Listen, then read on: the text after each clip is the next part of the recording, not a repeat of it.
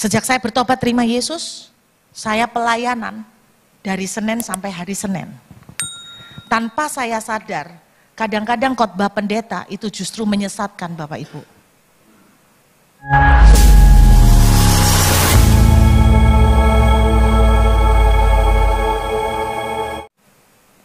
Sehingga saya tuh merasa, ketika saya pelayanan banyak, suatu saat saya mengalami kondisi sulit, terpuruk.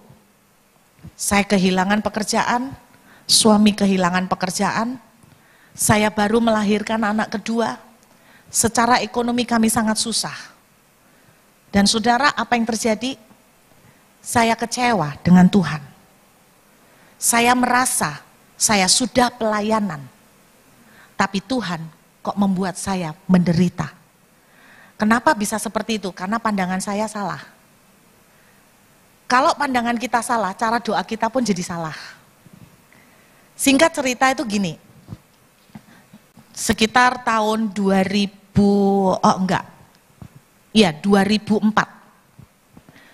saya dalam kondisi susah, sudah ekonomi sulit. Beberapa ada yang tahu dari YouTube, salah satu pergumulan terbesar saya adalah mama saya. Dan terjadi sebuah peristiwa yang intinya saya sampai kepahitan dengan mama. Saya benci dengan mama saya, bukan cuman kepahitan. Saya benci dengan mama saya. Dan ketika peristiwa itu meledak, keadaan keluarga kami semakin sulit. Sudah jatuh ditimpa tangga. Jadi sudah susah, mama saya menuntut sesuatu sehingga itu membuat kami bebannya tambah susah. Dan di situ saya kecewa dengan mama saya kecewa dengan Tuhan. Saya merasa saya pelayanan dari Senin sampai Senin Tuhan tidak nilai. Saya merasa saya pelayanan kurang radikal apa, Tuhan kasih saya penderitaan. Siapa yang kadang merasa gitu? Doanya tidak dijawab padahal saya sudah puasa, saya sudah menabur. Berarti ini tanda pandangan kita tentang Tuhan salah. Singkat cerita, 6 bulan saya murtad Bapak Ibu. Saya tidak mau ke gereja. Saya tidak mau baca Alkitab. Dan saya tidak pelayanan. Saya keluar dari gereja. Saya tidak mau pelayanan. Mohon maaf. Saya sempat memaki Tuhan. Makanya saya bersyukur Tuhan kok sabar ya. Coba Tuhannya kayak Rut, berantakan dunia ini. Saya kecewa dengan Tuhan. 6 bulan. Jangan ngomong soal pelayanan. Hari itu, ambisi saya cuma satu. Saya mau cari duit yang banyak. Saya mau balas di mata musuh-musuh saya yang menghina saya. Itu biasa toh. Pasti banyak yang ngalamin gitu. Nanti ya tak lihat no ke kamu, kalau aku berhasil menghina kamu, itu ambisi saya. Jadi saya tidak mikir pelayanan, 6 bulan. Suatu saat suami saya bilang, Non, aku dapat tawaran kerja, aku interview. Hari apa? Hari Minggu. Loh kok interview hari Minggu? Karena orangnya hari lain sibuk kerja, cuman bisa hari Minggu. Saya ya iya aja. Kami sangat susah Bapak Ibu. Jadi saya mensupport dia hari Minggu. Ternyata dia bawa saya keluar dari lift, gedungnya beberapa lantai, keluar dari lift saya kaget itu gereja. Zaman itu belum ada gereja di perkantoran, kalau sekarang kan udah banyak. Zaman itu belum ada. Jadi ini gereja yang saya tahu baru satu-satunya ini gereja yang ada di daerah perkantoran, di gedung kantor. Wong lainnya tuh bank, kantor. Saya tahu dia ada di gereja, dia bohongin saya Bapak Ibu, suami saya. Saya keluar dari lift langsung dengar pujian. Loh, kita kok ke gereja? Loh, yang mau interview ada di gereja. Saya langsung tahu dia bohongin saya. Enggak, ayo pulang. Suami saya jawab gini, pulang sendiri. Pulang sendiri tidak bisa naik motor, naik bemo nggak ada duit. Jadi tidak bisa, kejebak. Saya masuk ke gereja, duduk di paling belakang. Pojok. Kalau ini masih luas ya, itu benar-benar rapat, jemaatnya rapat. Setiap pendetanya ngomong sepanjang khotbah, saya dalam hati mengkritik. Gua tahu semua, saya S2, gini-gini MTH. Waduh, pamer sedikit Bapak Ibu. Tapi aku lupa apa yang tak pelajarin. Lupa semua. Jadi saya mengkritik semua khotbahnya. Tahu. Wah, basi. Udah lama. Paling sebentar lagi mau ngomong soal ini toh. Oh, beneran. Setelah khotbah selesai, pendetanya nggak langsung turun duduk. Dia datang bawa mic. Terus masuk ke lorong seperti ini, waktu itu 2 lorong, masuk lorong seperti ini, jalan ke belakang. Saya tahu gelagat ini, karena saya juga bergerak di profetik. Pendeta kalau turun, bawa mic ini, terus jalan gitu, berarti mau tumpang tangan. Saya duduk di belakang, saya dalam hati berkata begini, jangan aku lagi murtad. Dia bawa mic, dan bawa asisten di belakang bawa tape recorder, alat rekam. Jangan aku. Ini amsyong kalau aku. Pakai mic, aibku akan dibacakan dan disuarakan, semua orang akan tahu. Aku lagi murtad. Firman Tuhan bilang, apa yang kamu takutkan itu yang akan menimpa kamu. Dia datang sampai ke belakang. Masuk di barisan saya paling pojok. Padahal yang di depan-depan ini, yang di barisan yang depannya ini tacik-tacik, gemuk-gemuk loh. Itu maksudnya mau masuk kan susah, dia ngebelain loh. Sungguh Bapak Ibu, langsung dia datang, berdiri di samping saya, langsung cep tumpang tangan. Saya kan tidak mungkin gini, no kan tidak mungkin, tambah malu kan. Pasrah saya. Dalam hati gini, ya udahlah gua dipermaluin untuk pertama dan terakhir aja kok. Tiba-tiba dia bilang begini, aku tahu hidupmu susah. Saya enggak ngefek itu. Dalam hati saya bilang, enggak usah Bapak, enggak butuh karunia profetik. Dari sejak kuliah, semua orang selalu bilang, muka saya ini muka susah. Enggak sulit. Muka saya ini Bapak Ibu, kalau enggak senyum, terus enggak mandi, terus enggak dandan, kelihatan sumpek. Saya tuh loh Bapak Ibu, kalau diem orang mesti tanya gini, ada masalah apa? Kamu enggak apa-apa. Muka ini rada susah Bapak Ibu. Mungkin karena agak lonjong ya, cuman sekarang aja yang tambah bundar. Kalau orang mukanya bundar tuh enak Bapak Ibu. Jadi kalau orang mukanya bundar, Anda enggak usah senyum, kelihatan ceria. Tapi muka lonjong, enggak senyum, kelihatan sumpek. Makanya orang tua bilang muka bundar tuh hoki. Mungkin karena itu ya. Orang yang mukanya bundar, nah itu ibu agak bundar. Itu. Orang muka bundar itu enggak mandi pun kelihatan seger Bu. Tapi kalau orang mukanya lonjong, meskipun mandi, terus diem gitu, kelihatan ada beban pikiran. Padahal enggak mikir apa-apa loh. Jadi saya bilang dalam hati, aku tahu hidupmu susah. Saya dalam hati, semua orang tahu Pak dari zaman kuliah. Tapi tiba-tiba dia berkata seperti ini. Kalimat berikutnya itu yang bikin saya tersentak. Dia bilang begini, aku tahu kamu kecewa dengan mama kamu. Lah, ini kan tidak tentu semua orang tahu. Betul enggak? Aku tahu kamu kecewa dengan mama kamu. Lalu dia mulai berbicara dan saya itu seperti saut-sautan di dalam hati. Dia bilang gini, anakku ketahuilah, semua penderitaan yang kamu alami sekarang, bukan aku yang memberikan penderitaan itu. Lalu hati saya berkata, siapa kalau gitu? Dijawab loh, bukan aku. Ketika iblis dilemparkan ke bumi, seluruh bumi itu ada di dalam kuasanya. Dia akan membuat penyakit. Dia akan mendatangkan kematian. Dia akan mencuri, membunuh, membinasakan. Penyakit itu semua iblis yang kasih. Aku datang untuk memberi hidup. Saya baru ngerti konsep itu Bapak Ibu. Jadi setan itu dilempar ke bumi.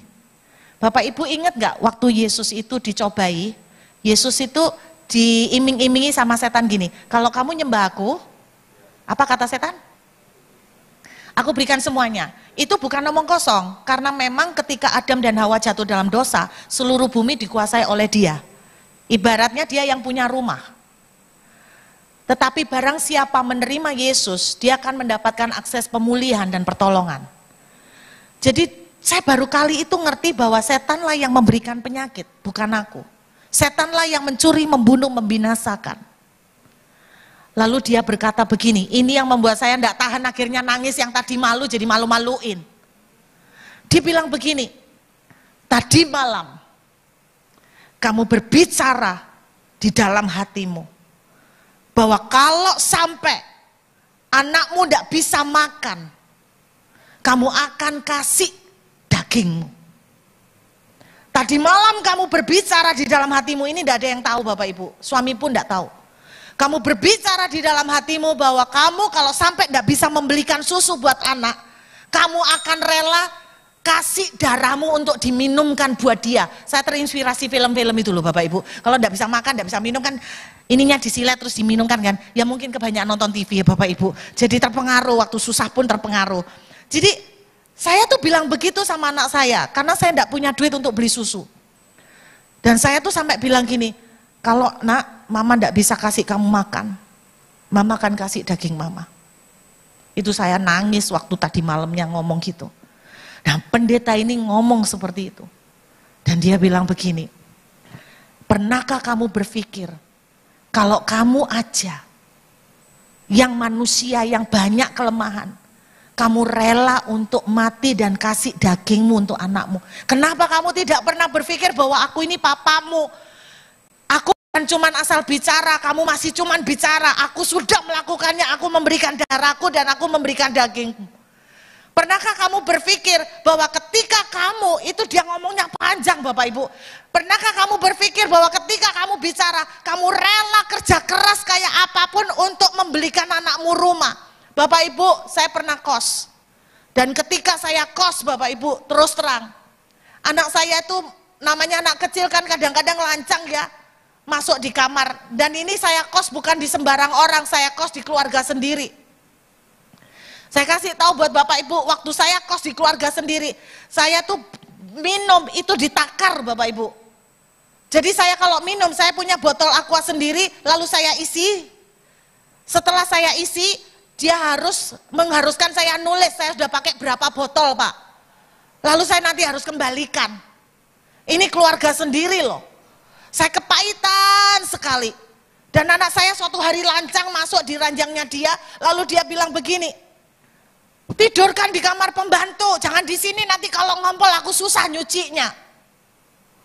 Oh hati saya sakit Bapak Ibu, makanya saya dalam hati itu mau balas dendam, suatu hari saya harus kaya ya, mau tak tunjukkan rumahku di depan matanya dia. Biasa orang kepahitan no. Jadi itu yang saya lakukan, dan saya bilang begini, mama akan kerja keras, kalaupun perlu kaki jadi kepala, kepala jadi kaki, pokoknya kamu harus punya kamar, kamu harus punya ranjang yang enak nak, yang tidak disuruh masuk ke kamar pembantu. Itu saya ngomong begitu. Pendeta ini ngomong, kamu kemarin ngomong bahwa kamu rela kerja keras karena kamu mau anakmu punya rumah yang nyaman. Pernahkah kamu berpikir bahwa anak domba tidak punya tempat untuk menaruh kepalanya supaya anak-anakku punya rumah yang enak? Kenapa kamu tidak pernah berpikir bahwa kalau kamu butuh rumah, aku lebih mau dan lebih ingin memberikan kamu rumah? Pertama kali setelah sekian tahun mengikut Tuhan, saya baru ngerti tentang hati yang namanya hatinya Papa. Sejak saat itu Bapak Ibu, pemikiran saya berubah. Tuhan itu Papa yang cinta mati sama saya dan saudara. Kalau saudara butuh rumah, capek kontrakan, Bapak Ibu, Anda harus ingat, Tuhan itu lebih rindu Anda berhenti kontrak dan dikasih rumah. Sejak saat itu cara berdoa saya berubah. Kalau dulu cara berdoanya gini, Tuhan tolong dong kasih rumah, belikan rumah di dalam nama Yesus, rumah datang. Cara doa saya seperti liturgi, Pak. Tapi setelah saya ngerti pemahaman tentang Papa, saya tuh doanya gini, Pak, Ruth ini tidak punya rumah. Ruth capek kos. Dan Ruth tahu, Papa pasti sekarang lebih nangis lihat Ruth kos. Papa pasti tidak tahan mau sediain rumah buat Ruth. Sejak hari itu cara berdoa saya seperti itu. Pak, saya tidak punya duit buat makan. Saya tahu Papa pasti tidak akan tega lihat saya kelaparan. Jadi doanya beda kan? Yang sebelumnya doanya seperti minta-minta dan tidak punya keyakinan. Setelah ngerti bahwa dia itu Papa, doanya saya jadi yakin banget. Saya tidak mungkin tidak dikasih rumah. Saya tidak mungkin tidak dapat makan. Saya tidak mungkin tidak ditolong untuk kerjaan. Sejak hari itu pemahaman saya tentang Papa berubah. Dan sejak hari itu mujizat demi mujizat terjadi dengan luar biasa. Saya bilang kalau saudara ngerti dia Papa, saudara akan datang dengan Tuhan dengan berani. Oh, dia tahu kok memang anaknya resek kok. Dia tahu anaknya brengsek. Saya tidak takut. Saya bilang, Pak, dia tahu anaknya yang satu ini suka komplainan. Saya tidak takut karena dia Papa. Bapak Ibu, mungkin Papa Mama kita tidak seperti ideal yang seperti saudara dan saya harapkan. Tetapi Papa kita di surga, orang bilang gini, Papa di dunia katanya adalah gambaran Papa di surga. Salah. Izinkan saya meralat. Bapa kita di surga adalah penyempurnaan dari Bapa kita di dunia yang tidak sempurna. Bapa kita disempurna cacat. Di surga, Bapa kita yang menyempurnakan. Dia sayang mati sama kita. Sejak itu yang membuat saya mengalami mujizat itu gampangnya luar biasa. Saya datang ke Tuhan dengan berani, saya baru nakal, baru kepahitan. Ada orang jelek-jelekin saya ngamuk, saya datang sama Tuhan. Orang itu menjelekan loh Tuhan, sungguhan aku mau cakar dia, mau tak tendang dia, gitu loh. Sampai emosi gitu kan. Setelah emosi menggos-menggos, baru mandek. Terus Tuhan mulai bilang, sudah lega. Simple, dia Papa. Kenapa saudara harus datang kayak orang-orang aliran tertentu? Ya Tuhan, pencipta langit dan bumi. Apakah yang sulit bagimu? Engkau yang menguasai semuanya. Ujung-ujungnya berikan aku duit. Bapak Ibu datang minta orang tua kita. Simple loh, Bapak Ibu datang cuma Pak minta duit. Pak aku butuh duit. Enggak pakai macem-macem. Itu Papa. Oh sejak hari itu Bapak Ibu saya kasih tahu. Doa saya kan berubah.